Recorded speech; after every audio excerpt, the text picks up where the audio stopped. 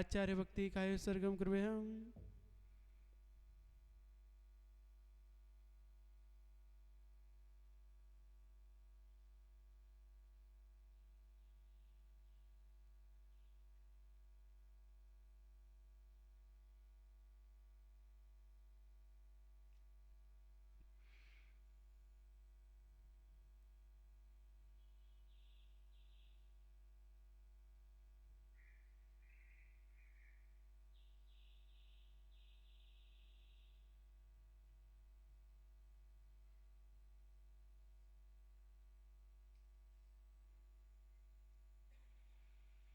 जल्दी पार्गेभ्यास परमद्य भावना पटमतिभ्यास सुचरित पुनिभ्यो नमो गुरुभ्यो गुण गुरुभ्या छत्तीसगढ़ समगे पंचव्याचार करन संदर्शे सिरसानुगय कुशले धर्माय सदा वंदे गुरुवत्ति संजीवेनया तरंत संसार सायरम घोरम छिन्नन्ति अट्टकमं जम्ममडन पाविन्ति ये नित्यमृत मंत्र मनिरिता ध्यानाग्नियोत्राकुला सत्कर्मा विरतस्तपोधन्दना साधुक्रिया साधवा शील प्रवरेणा गुणप्रहेणास चंदार्किते ज्योतिका कपाट पाटन बटा प्रीणन्तु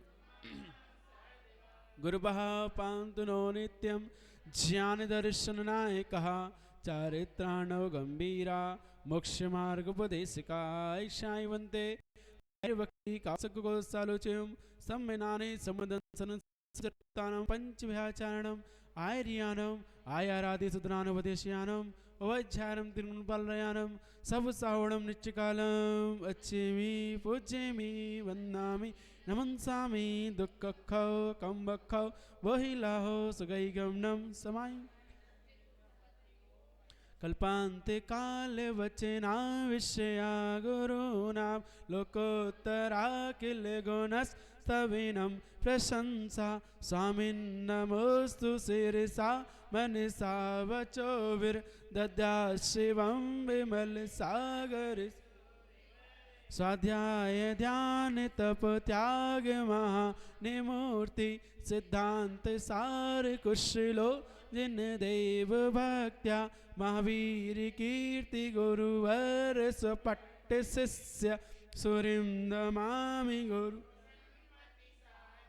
तुभ्यं नमो रविसमातव तेजकाय तुभ्यं नमः शशि समुज्ज्वलवैभवाय तुभ्यं नमो दुरितजाल विनाशनाय तुभ्यं नमो गुरु तुभ्यं नमः सहज भाव स्वाभाविकाय तुभ्यं नमो दृग्चरित्रविकासिकाय तुभ्यं नमः सकल पाप विनाशनाय तुभ्यं नमो गुरु विनम्रहित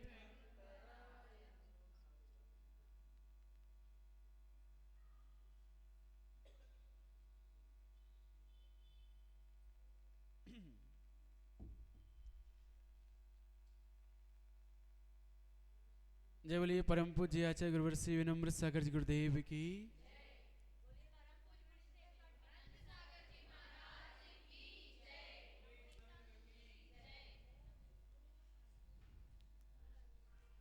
चलिए अब समय है परीक्षा समाधान का।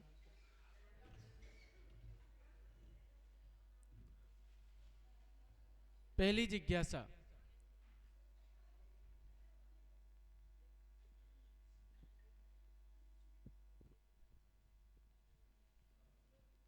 हेलो हाँ अरे बोलिए बोलिए बोलिए। नमोस्तु महाराज जी इच्छामी महाराज महाराज जी जो पंच कल्याणक होते हैं हाँ उसमें क्या कहते हैं नाभिराय और मरुदेवी को एक सांस में और एक छींक में मरण हो जाता है तो वो डायरेक्ट देव बन जाते हैं कि उनका कोई अंतिम संस्कार वगैरह कुछ होता है। देखिए देव आत्मा बनती है कि शरीर क्या बनता है?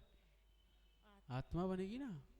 तो इसीलिए जो नाभिराय और मरुदेवी हैं वो तो मरण होते ही देव पर्याय को प्राप्त हो जाते हैं, क्योंकि वो भोग भूमि के जीव होते हैं। भोग भूमि के जीव जमाई और छींक आने पर मरण को प्राप्त होते हैं। तो इस प्रकार से वहाँ समझना चाहिए। लेकिन अंतिम संस्कार किसका होता है? शरीर का। शरीर का होता है। आत्मा तो वह देव पर्याय में जाकर जन्म ले ली, अंतिम संस्कार शरीर आदि का होता है, तो वह हुआ होगा। तो इसीलिए आत्मा का अंतिम संस्कार नहीं होता, अंतिम संस्कार किसका होगा? शरीर का, तो वह हुआ होगा। और देव पर्याय कौन प्राप्त हुए? उनका जीव। तो जीव तत्व वहां देव पर्याय में जाकर जन्म लिया है। नमोस्तु।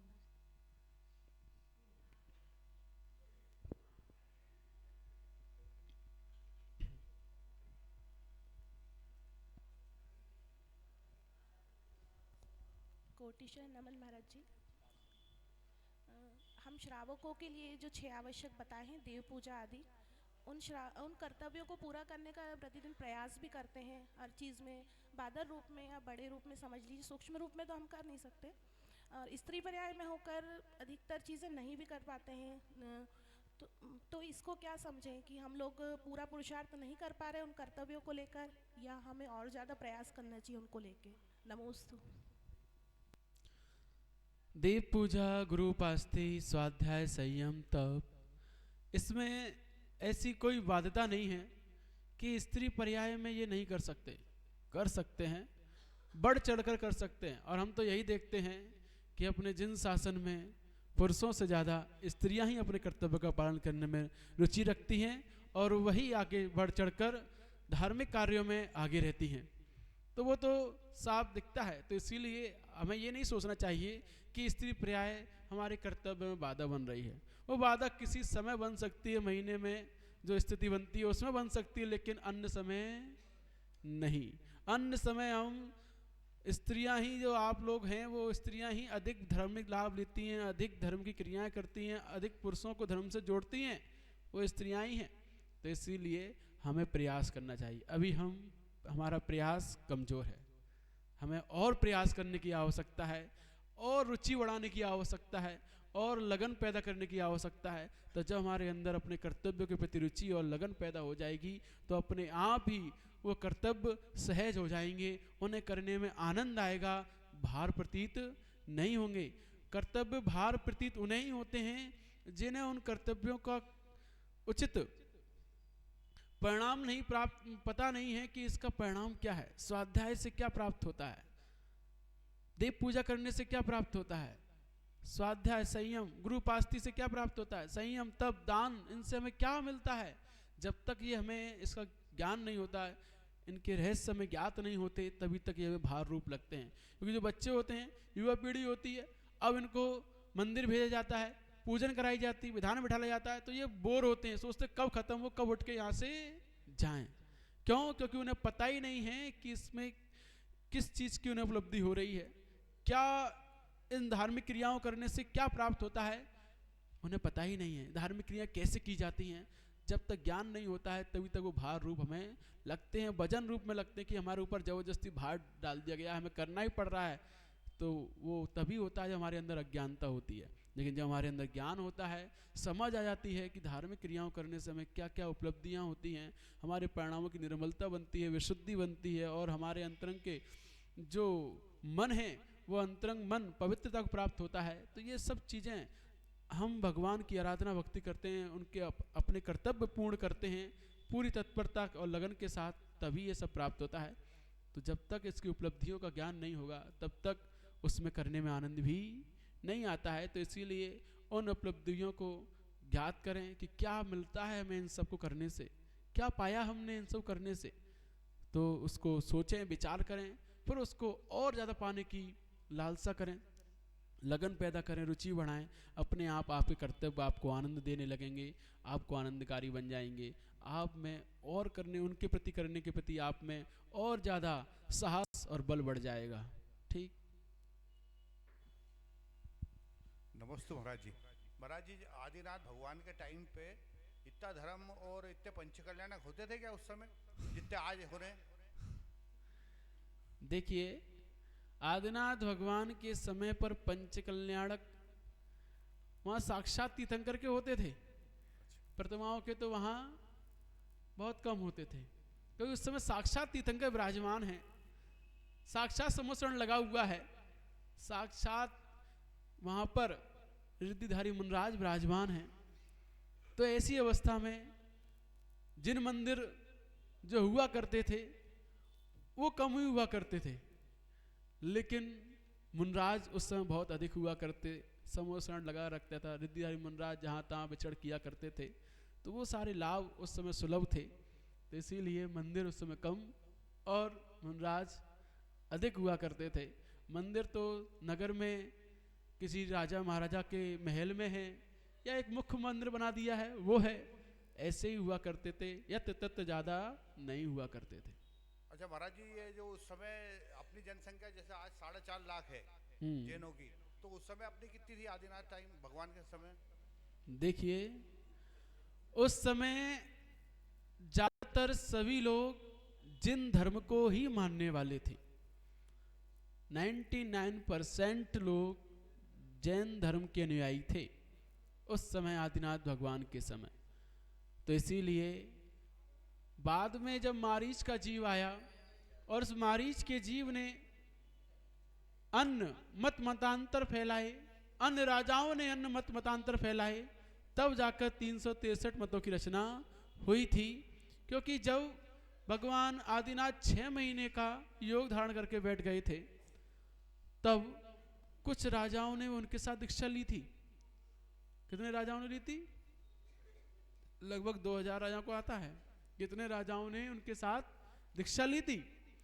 तो वो राजा भूख प्यास सहन नहीं कर पाए, 6 महीने तक आदिनाथ भगवान बैठे रहे, उन्हें पता ही नहीं अब करना क्या है, क्योंकि वो पहली बार थे, पहले तीर्थंकर थे, पहली बार मुनि बने थे, पता ही नहीं चल रहा क्या है।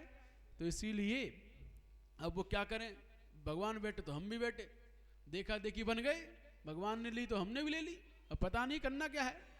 तो इसीलिए अब वो तो ध्यान में मग्न है, अब वो उन्हें आकुलता व्याकुलता हो रही है, भूख प्यास लग रही है, कब उठें कब जाएं, कब उठें कब खाना, अब वो उठे ही नहीं रहे, 6 महीने हो गए बैठे बैठे उन्हें। तो जब 1-2 महीने निकल गए तो 1-2 महीने बाद उन्होंने कहा ये तो उठने का नाम नहीं रहे, अपन ही उठ लो। तो वो लोग उठने लगे और जंगलों में विचरण करने लगे, जंगलों के कंद मूल खा के, फल मूल खा के, पानी पीकर जीने लगे। तब ये सारी स्थितियां घटित हुई।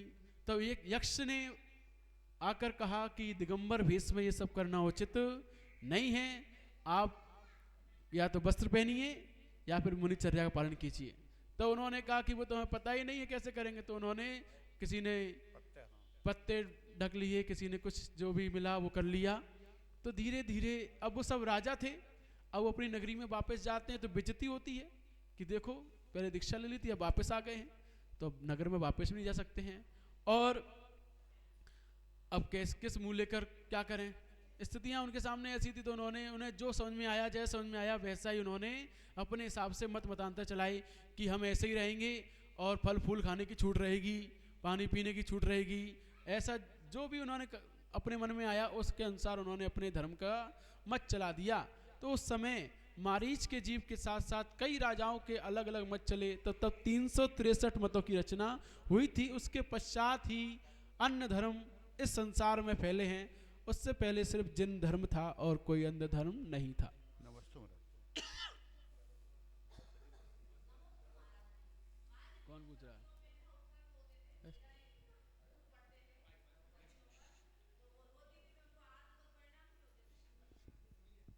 भैया, अरे दादी, तो चाहे अच्छा तो ध्यान दें। तो कहने का मतलब ये है कि आप कोई भी हो, चाहे वो सतियां हो, चाहे कलयुग की मां सतियां हो, कोई भी हो, यदि कोई भी रोता है, संक्लेश प्रणाम करता है, तो उसका नियम से आर्त ध्यान और रौद्र ध्यान ही मानना चाहिए। क्योंकि आर्त ध्यान रौद्र ध्यान होने पर ही हमारे अंतरंग में संक्लेशता, पीड़ा, रोना धोना ये सब होता है। इष्ट वियोग, जो पसंद था वो छोड़कर चला गया। चाहे वस्तु हो, हमारे मन पसंद की वस्तु थी, हमसे दूर हो गई। हमारा किसी घर पसंद था, अब वो घर किसी से छीन लिया गया, उससे बाहर निकाल दिया घर से। इष्ट वियोग, वस्तु का वियोग हुआ। व्यक्ति का वियोग, जैसे हम चाहते थे वो छोड़ के चला गया, हम हमारा बेटा चला गया, हमारे पति चले गए, हमारे पिताजी चले गए, आदि आदि कोई भी चला गया। तो इस प्रकार इष्ट वियोग तो रो रहे हैं।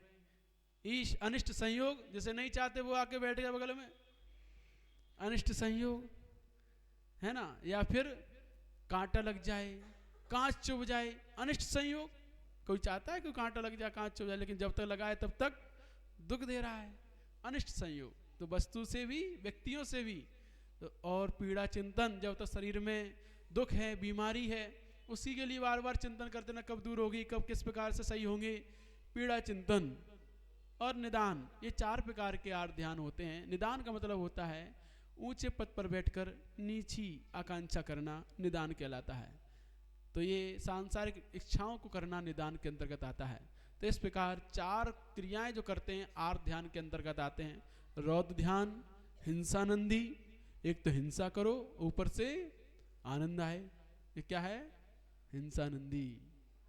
आग जल रही है, एक तो हिंसा हो रही है, हम ताप रहे हैं, आनंद आ रहा है, बहुत अच्छा लग रहा है, क्या है ये?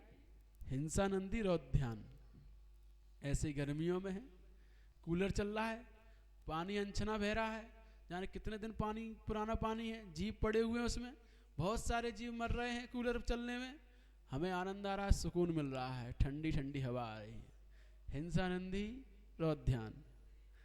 अब सोच लो कितना सारा चलता रहता है, यदि ना उसमें आनंद आ रहा है, हिंसा भी हो रही है और आनंद भी आ रहा है, तो हमारा हिंसानंदी रौद्र ध्यान चलता हुआ होता है। तो ऐसे हिंसानंदी मृषानंदी, झूठ बोलो फिर आनंद मानो, पहले तो झूठ बोलो फिर हंसो, आनंद मानो। अरे उल्लू बनाया, बड़ा मजा आया, तो पहले सामने वाला झूठ बोल कर उल्लू बनाया, फिर बड़ा मजा आया। तो ये मृषानंदी नाम का रौद्र ध्यान। चौर्यानंदी, चोरी की और ऊपर से आनंद मनाया कि आज तो बहुत सारा मिल गया, बहुत इकट्ठा हो गया, आज तो मजा आ गया, तो चोरी करने के बाद आनंद मानना। और परिग्रहानंदी, परिग्रह इकट्ठा जितना भी ज्यादा हो जाए, जितनी ज्यादा साड़ी आ जाए उतना अच्छा है, और आने दो और आने दो। परिग्रहानंदी, जितनी आ जाए उतनी कम है, जितने सूट आ जाए, जितनी आदि आदि वस्तुएं आ जाए, सोने की चैन जंजीर जितनी भी आ जाए उतनी कम है, परिग्रहानंदी। तो ये 4 प्रकार के रौद्र ध्यान यदि ये निरंतर चलते हैं, तब हम रौद्र ध्यान करने वाला व्यक्ति नरक को जाता है, आर्त ध्यान करने वाला व्यक्ति त्रियंच गति का आश्रय करता है। तो ऐसे खोटे ध्यान खोटी गतियों की ओर ले जाते हैं। इसीलिए हमें निरंतर इन अप ध्यानों से, खोटे ध्यानों से बचना चाहिए। चाहे वो कोई भी सती हो या माँ सती हो, जो रोते हैं धोते हैं, सबको आर्त ध्यान रौद्र ध्यान होते हैं। ठीक।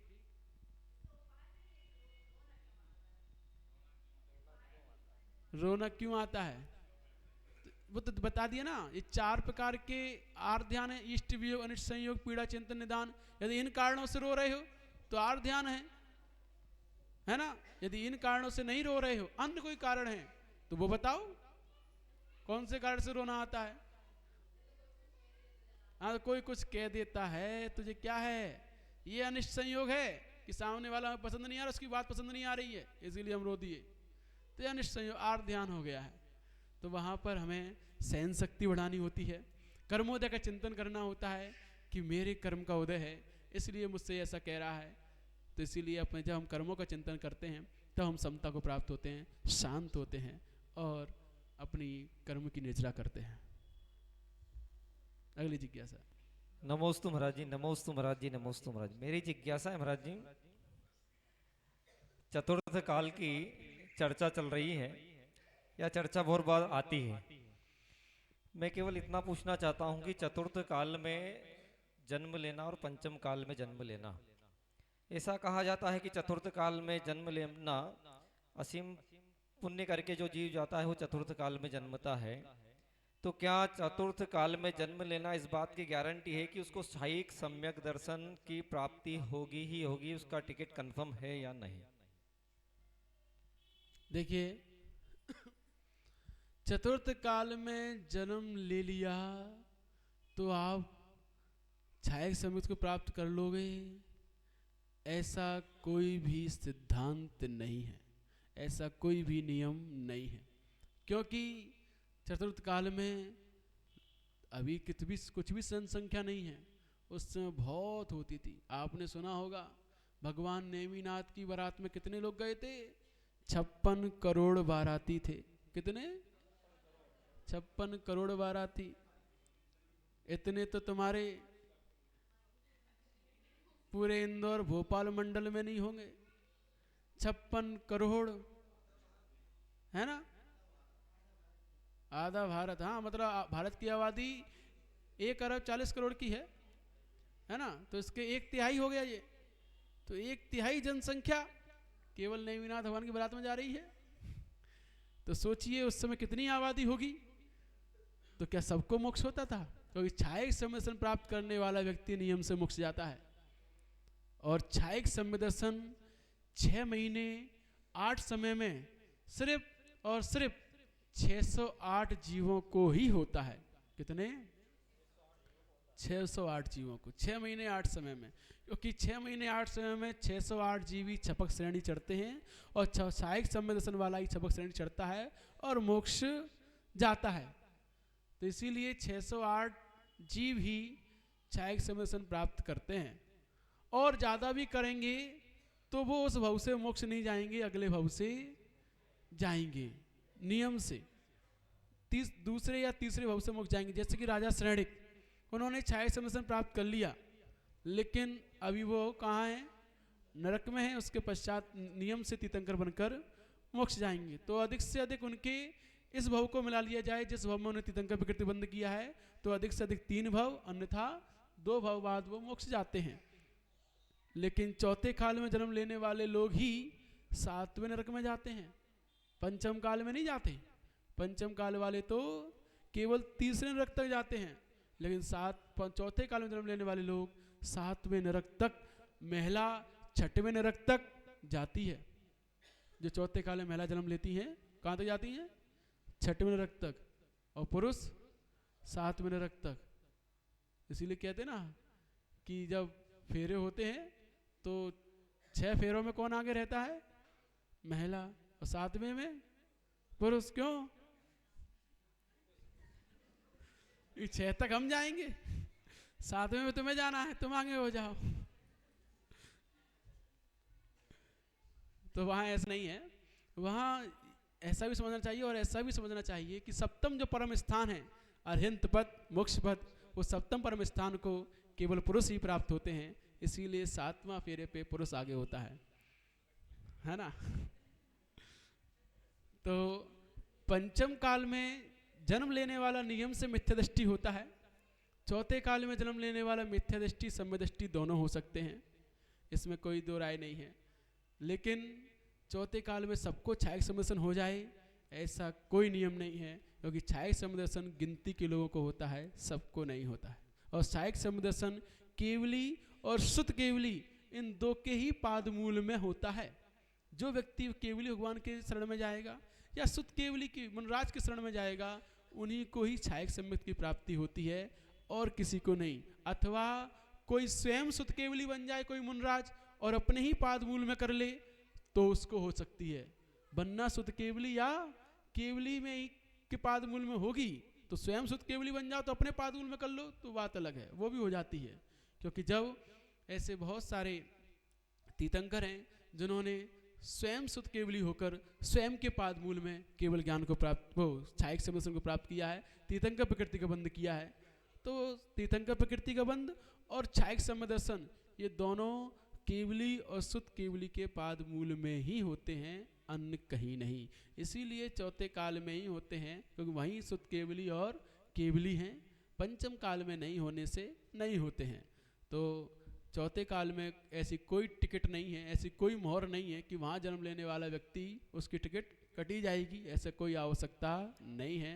क्योंकि बहुत आबादी है, मोक्ष जाने वाले गिनती के हैं 6 महीने में 608 लोग।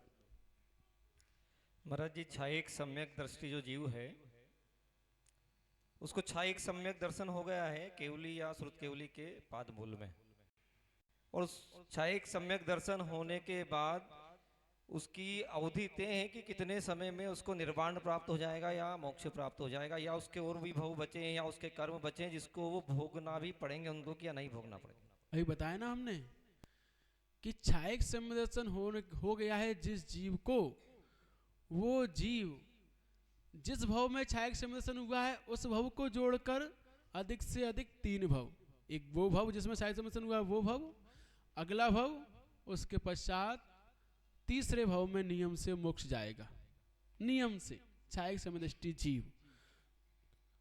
और क्यों जाएगा? क्योंकि अभी उसने मनुष्य पर्याय में छायिक समदर्शन प्राप्त कर लिया है, इसके पश्चात वो देव पर्याय में जाएगा या नरक में जाएगा। यदि आयु बंधक है तो पहले का आयु बंधक है नरक आयु का, फिर छायिक समदर्शन किया है तो नरक भी जा सकता है। यदि आयु बंधक नहीं है तो नियम से देव पर्याय में जाएगा, तो दूसरा भव वो हो जाएगा देव पर्याय का, फिर देव पर्याय से आकर मनुष्य बनेगा और मनुष्य बनकर सीधे निर्वाण को प्राप्त होगा तीसरे भव में।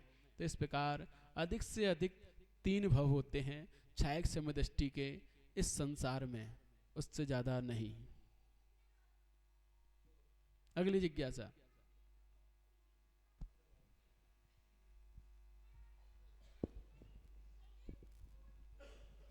नमोस्तु गुरुवर, नमोस्तु गुरुवर, नमोस्तु गुरुवर। एलक जी को इच्छा में महाराज, मेरी जिज्ञासा ये है कि जब पारसनाथ भगवान तप कर रहे थे और ध्यान में थे, उस समय पूर्व का जो कमठ का जीव जो व्यंतर देव का था, उसने उस समय महाराज भगवान के ऊपर उपसर्ग किया। वो जब वो उपसर्ग करता रहा तो 7 दिन तो निकल गए थे उपसर्ग में। उस समय धर्मेंद्र पद्मावती को क्यों ये ज्ञान नहीं हुआ, वो उसके लिए नहीं आए? उनको इतना महिमा मंडित जगह जगह स्तोत्रों में 40 में कहा गया है कि जब वे आए तब केवल ज्ञान हुआ, और लोग उनको पूज भी उसी हिसाब से श्रद्धा के साथ पूजते हैं। तो मेरी जिज्ञासा ये है कि वो इस 7 दिन का जो था तो ये क्यों, उसमें क्यों उनको ऐसा ज्ञान नहीं हो सका? देखिए, तीर्थंकर एक ऐसे शख्स हुआ करते हैं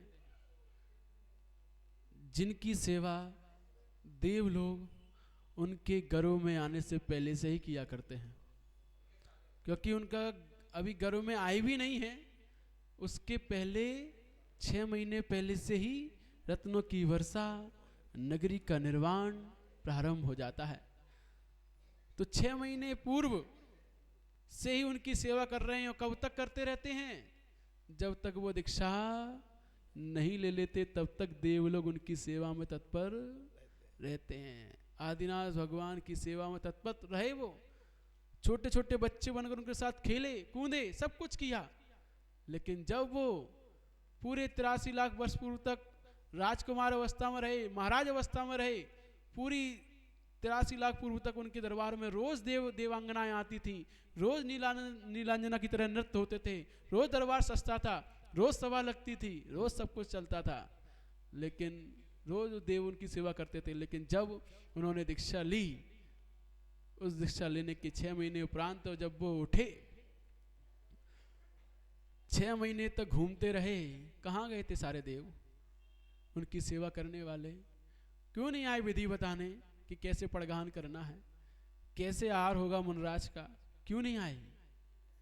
तो कहा है, मोक्ष के प्रेमी हमने कर्मों से लड़ते देखे, कर्मों ने ना ही बख्शा, पत्थर तक पड़ते देखे, गिरते देखे।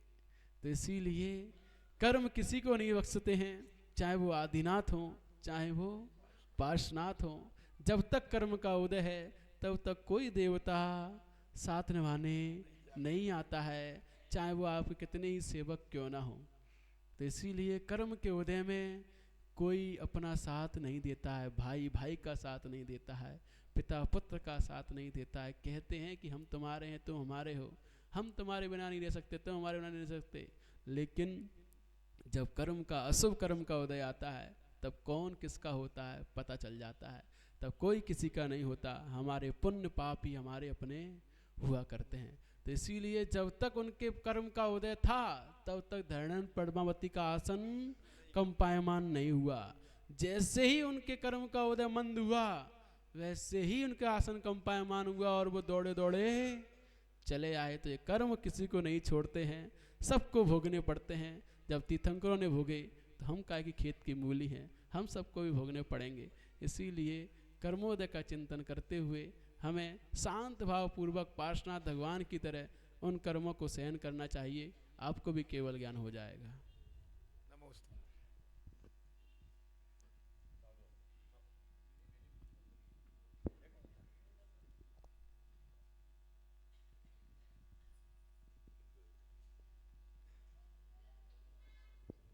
नमोस्तु महाराज जी। महाराज जी, मेरा क्वेश्चन ये है कि जो भी धार्मिक क्रियाएं होती है वो किसी के सहयोग से अपन कर पा रहे, तो उसका पुण्य जो कर रहा है उसी को लगेगा कि जिसका सहयोग उसको भी लगेगा? देखिए, धार्मिक क्रियाएं जो व्यक्ति हमसे करवा रहा है या हमारा सहयोग कर रहा है वो व्यक्ति अपने हिस्से में खुद करता है उतना तो ठीक है, वो तो अपना तो 100% पाता ही पाता है, साथ में 17% एक्स्ट्रा बोनस मिलता है दूसरे का, कि दूसरे से करवा रहा है, दूसरे को धर्म से जोड़ रहा है। सबसे ज़्यादा बोनस कौन खाता है पता है आप लोगों को?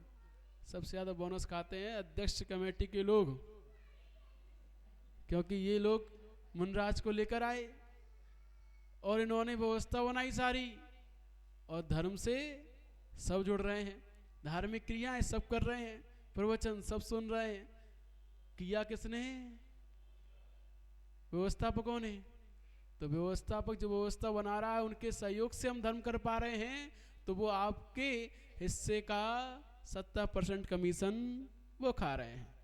तो इसीलिए जो सहयोग करता है उसे 17% और बोनस मिलता है। इसीलिए हमें निरंतर सहयोग करते रहना चाहिए, हम और ज़्यादा कमीशन हमें प्राप्त होता है। ठीक, तो कमीशन जितना ज़्यादा मिलेगा उतना ज़्यादा लाभ।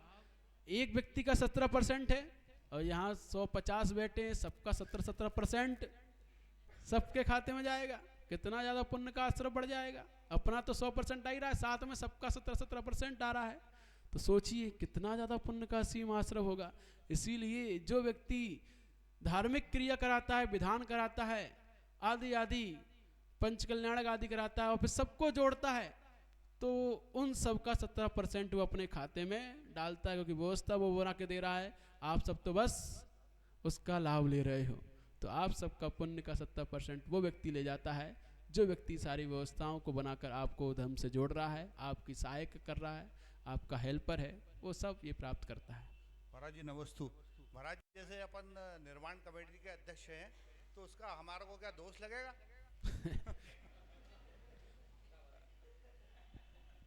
महाराज जी, प्रश्न के अंदर में बहुत सारी चीजें छुपी हुई है। कुल मिला के कहने का अभिप्राय यह है कि सुजालपुर में एक बहुप्रतीक्षित बहुविशालकाय दिगंबर जैन विद्या वाटिका का निर्माण कराया जा रहा है। 2013 में सुजालपुर में पूज्य मुनि श्री प्रणम सागर जी महाराज जी का मंगल सानिध्य मिला और उसमें हमारा ऐसा भाव हुआ कि सुजालपुर में अभी तक सिद्ध चक्र विधान नहीं हुआ है। तो हमने कहा मुनि श्री के समक्ष भाव रखे कि सिद्ध चक्र विधान हम आपके पावन सानिध्य में कराना चाहते हैं। तो उन्होंने कहा कि आचार्य श्री से स्वीकृति लिया और हम आचार्य श्री के पास गए और सौभाग्य हमारा रहा कि स्वीकृति हमें प्राप्त हो गई। मुनि श्री के माध्यम से वह सिद्ध चक्र कराने का भाव हमारा सार्थक हुआ। लेकिन उसमें एक तकलीफ भी आई कि जब हमने सारे कार्यक्रम तय कर लिए, सब करने लगे, तब हमें समस्या यही कि उस सिद्ध चक्र विधान का आयोजन कराएं कहाँ। क्योंकि जून का महीना था, बारिश का समय आ जाता है 13 जून को। फिर तय यह हुआ कि पहले मंदिर के सामने वाटरप्रूफ टेंट लगा लें, वहाँ करवा लें, लेकिन फिर भी वो ऐसी व्यवस्था बनी नहीं। महाराज जी, हमको 4 तारीख को आदेश हुआ था कि ये सिद्ध चक्र आप करा लो 13 जून से। तो हमें फिर एक पास में ही चौबे स्कूल की जगह है, वहाँ पर गए कि यहाँ चौबे स्कूल में हम ये कार्यक्रम करा लें। मैं समाज जनों के सामने बता दूं कि हम उनकी कमेटी ने हमसे हाथ पैर तक जुड़वा लिए उस स्कूल परिसर देने के लिए, और बड़ी मुश्किल से कि कभी अध्यक्ष के पास जाओ, कभी कोषाध्यक्ष के पास जाओ, कभी कार्याध्यक्ष के पास जाओ। तो उसी समय हमने जब कर तो लिया, चूंकि तय हो गया था, तो विधान उस समय हमने चौबे स्कूल में बहुत अच्छे से बड़े ही सानंद संपन्न कराया। और तब हमने तय करा था कि एक बहुत अच्छी धर्मशाला का निर्माण अपन कराएं, ताकि हमारे को अब आगे जाने वाले कोई भी काम के लिए किसी के सामने हाथ फैलाना नहीं पड़े। और वहाँ धर्मशाला विद्या वाटिका के रूप में आदरणीय ये निर्माण करा रहे हैं, तो इनको बार बार ऐसा लगता है कि वो मैं निर्माण करा रहा हूँ तो क्या पाप का काम कर रहा हूँ। देखिए, हम निर्माण कार्य जितना भी होता है, चाहे वो घर का हो, चाहे धर्मशाला का हो, चाहे किसी का भी हो, हिंसा तो होती ही है ना। लेकिन उस हिंसक कार्य में हमारा उद्देश्य क्या है, मुख्यतः वहाँ होती है। कोई मंदिर ही बनता है ना, तो मंदिर बनने में भी हिंसा होती है।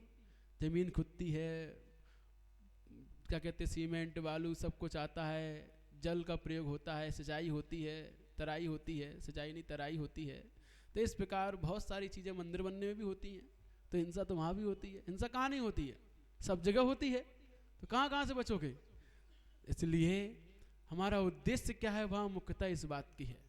घर बनाओगे तो वहाँ भोग आदि क्रियाएं होंगी, धर्मशाला में धार्मिक कार्य होंगे, संत किस कभी बड़ा संघ आएगा तो उस बड़े संघ को रोकने की व्यवस्था भी वहाँ होगी, आदि आदि कार्य भी वहाँ होंगे। तो वो एक हमारी समाज की संपत्ति बनेगी, हमारी समाज के लिए उपयोगी बनेगी। तो वो एक सामाजिक कार्य होगा और धार्मिक कार्य हेतु वो एक हमारा निजी स्थान होगा। तो इसीलिए वहाँ पर उद्देश्य हमारा इतना ही है कि हम कहीं भी किसी प्रकार से धार्मिक कार्य में पीछे ना हटें, जगह ना होने की वजह से।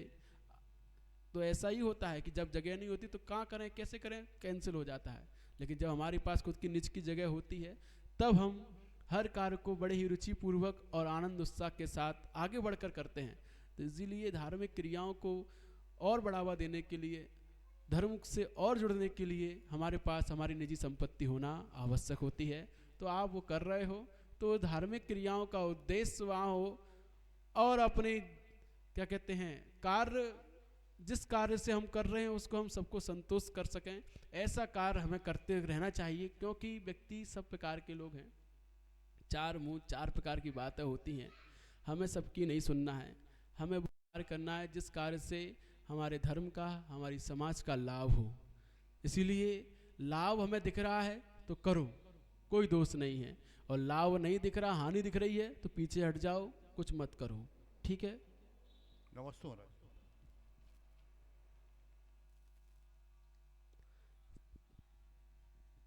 हाँ जल्दी।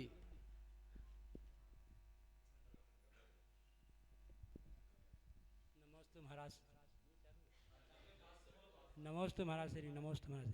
महाराज श्री, हम पारसनाथ भगवान का मोक्ष कल्याणक और महावीर भगवान का मोक्ष कल्याण बड़े हर्षोल्लास के मनाते हैं, बाकी और भगवान के मोक्ष कल्याण क्यों नहीं मनाते हैं?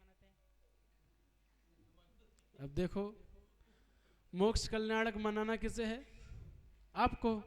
आप क्यों नहीं मनाते? आपकी गलती की मेरी? अच्छा, हाँ हाँ, बहुत अच्छी बात है। तो हमें ये विषय बहुत अच्छा विषय है कि सारे तीर्थंकर हमारे लिए बराबर हैं, लेकिन फिर भी हम कुछ ही तीर्थंकरों की ज़्यादा प्रतिमाएं विराजमान करते हैं, कुछ ही की, और सबकी नहीं करते हैं। कारण क्या है? कारण एक ही है, हम सभी रूढ़िवादिता पे चले आते हैं, देखा देखी चले आते हैं, चलन चला आ रहा है, उसी चलन के अनुसार चले आ रहे हैं। और हम सभी कहीं ना कहीं थोड़े बहुत स्वार्थी भी होते हैं। तो स्वार्थी होते हैं तो जो भगवान ज़्यादा प्रसिद्ध हैं, फेमस हैं अथवा चमत्कारी हैं, वो चमत्कारी भगवान के ज़्यादा पास जाएंगे, उनकी ज़्यादा भक्ति आराधना करेंगे। और बाकी के भगवान चमत्कारी नहीं है, वो भी हैं, बस हमारी श्रद्धा वहाँ नहीं है। हमारी श्रद्धा जहाँ होती है वहीं अतिशय चमत्कार दिखाई देते हैं। क्योंकि श्रद्धा, क्योंकि चमत्कार कोई भगवान की प्रतिमा में नहीं, हमारी अंतरंग भावों में, हमारी भक्ति में हुआ करते हैं। तो इसीलिए, लेकिन वर्तमान में हम जहाँ भी देखते हैं वहाँ गिनती के आदिनाथ, चंद्रप्रभु, शांतिनाथ, पार्श्वनाथ, महावीर, मुंसवरनाथ, नेमिनाथ, ये अधिक से अधिक 9 पद्म प्रभु मिल जाएंगे। अधिक से अधिक 9, क्योंकि ये 9 भगवान नवग्रह से जोड़े गए हैं। किससे? नवग्रह से। इन 9 भगवानों को 9 ग्रह से जोड़ दिया गया है। सोमवार चंद्र ग्रह का निवारण करने वाले चंद्र प्रभु, सूर्य ग्रह का निवारण करने वाले पद्म प्रभु, मंगल ग्रह का निवारण करने वाले भास्य पूज्य, बुध ग्रह का निवारण करने वाले शांतिनाथ, गुरु ग्रह का निवारण करने वाले, गुरु ग्रह में तो बहुत सारे आदिनाथ भी आते हैं, गुरु ग्रह में आदिनाथ, और शुक्र ग्रह का निवारण करने वाले, उसमें कौन है? पुष्पदंत है ना, हाँ पुष्पदंत भगवान, और शनि ग्रह का निवारण करने वाले मुंसवरनाथ भगवान, और राहु ग्रह का निवारण करने वाले नेमिनाथ, और केतु ग्रह का निवारण करने वाले पाशनाथ। इस प्रकार 9 भगवान को नवग्रह से जोड़ दिया है। तो ये प्रचलित हो गए हैं, क्योंकि हम सब डरते हैं ग्रहों से, और उन ग्रहों को बचाने के लिए, उन दोषों से कम करने के लिए उनकी हम आराधना भगवान की करते हैं। उन्हीं के विधान ज़्यादा लिखे मिलते हैं, उन्हीं की स्तुतियाँ, उन्हीं के मूल नायक ज़्यादा मिलते हैं। तो इसी कारण से जहाँ जिसके मूल नायक होते हैं, जो प्रतिमा मूल नायक में होती है, जो भगवान मूल नायक होते हैं, उन्हीं का अधिक भक्ति भाव से निर्माण लाड़ू आदि पंच कल्याणक मनाए जाते हैं। अब यही भगवान ज़्यादा मिलते हैं मूल नायक में, तो इसीलिए इनके ज़्यादा मनाए जाते हैं। और भी होंगे मूल नायक तो उनके भी होंगे। तो जहाँ जो भगवान मुखिया बनकर बैठे हुए हैं, मूल नायक बनकर बैठे हुए हैं, वहाँ उनकी भक्ति विशेष होती है। देखते नहीं है, जिस संघ में ऐसे कोई संघ है, बड़ा संघ है, उसमें मुखिया आचार्य होते हैं, तो मुख्य भक्ति किसकी होती है? आचार्य की होती है। या फिर कोई बड़ा संघ है जिसमें सब मुनि मुनि हैं, लेकिन जो मुख्य मुनि हैं उनकी भक्ति विशेष होती है, बाकी सबकी। क्या सब मुनि नहीं है? हैं तो सब मुनि, लेकिन जो मुख्य हैं उनकी अलग होती है। तो जहाँ मूल नायक जो होते हैं वहाँ उनकी भक्ति विशेष होती है, ये हमें समझना चाहिए। और मूल नायक वही भगवान ज़्यादा मिलते हैं, महावीर भगवान, पार्श्वनाथ भगवान, नेमिनाथ, आदिनाथ, शांतिनाथ, यही ज़्यादा मिलते हैं। इसीलिए इनकी भक्ति विशेष अधिक देखी जाती है। बाकी की भक्ति तो होती है, लेकिन समय समय पर। ठीक, समय समाप्त। आज के लिए इतना ही। पहला प्रश्न